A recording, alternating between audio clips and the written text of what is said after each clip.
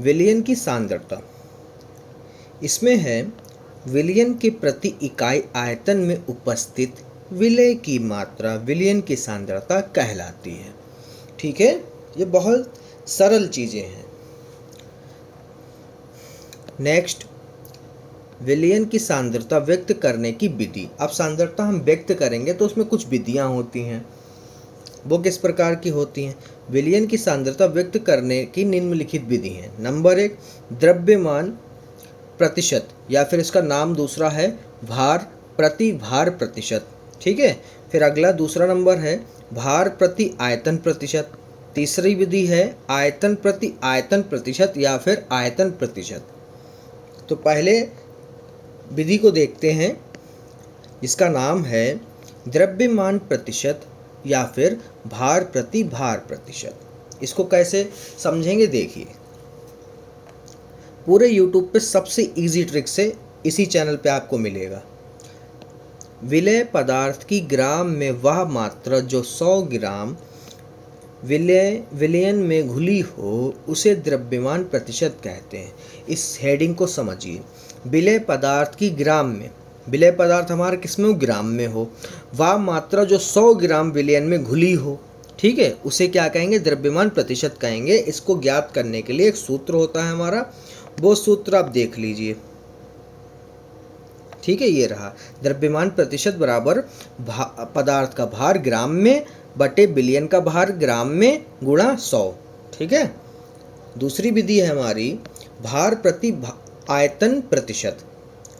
इसमें विलय पदार्थ की ग्राम में वह मात्रा जो 100 मिलीलीटर विलयन में घुली हो, अब क्या है? लीटर में हो। ठीक है, उसे भार प्रति आयतन प्रतिशत कहलाते हैं।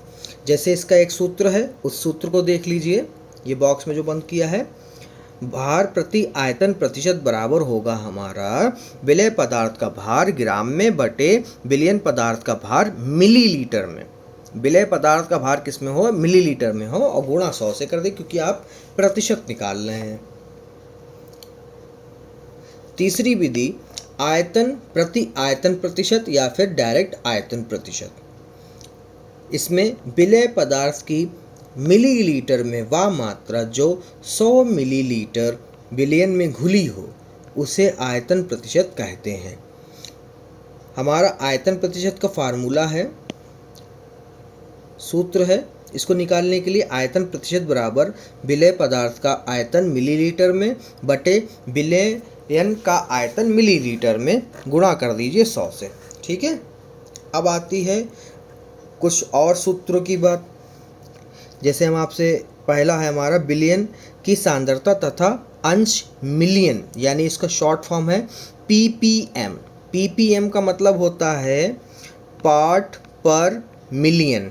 ठीक है, इसका सूत्र होगा जो हमारा होगा वो ये रहा, ppm में सांद्रता विलय का भार ग्राम में बटे विलयन का भार ग्राम में गुणे 10⁶। ठीक है, क्योंकि यहाँ पे मिलियन है तो मिलियन के लिए 6 जीरो चाहिए होते हैं, इसलिए 10⁶।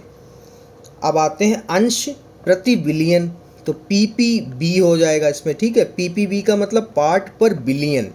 ठीक है, सेम सूत्र रहेगा, बस 10⁹ हो जाएगा क्योंकि बिलियन में हमें जीरो चाहिए होते हैं 9। ठीक है, इसलिए 10⁹ कर दिया।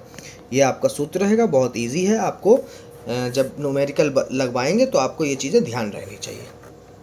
आगे चलते हैं, इसमें है विलयन की शक्ति। क्या है? विलयन की शक्ति। तो विलयन की शक्ति को कैसे समझेंगे? किसी विलयन के 1 लीटर आयतन में पदार्थ की जितनी मात्रा घुली होती है उसे विलयन की शक्ति कहते हैं। ठीक है, इसका मात्रक ग्राम प्रति लीटर होता है। ठीक है, विलयन की शक्ति का फार्मूला देख लीजिए बच्चों, विलयन की शक्ति बराबर होता है विलयन का द्रव्यमान ग्राम में वो भी बटे में विलयन का आयतन ग्राम में।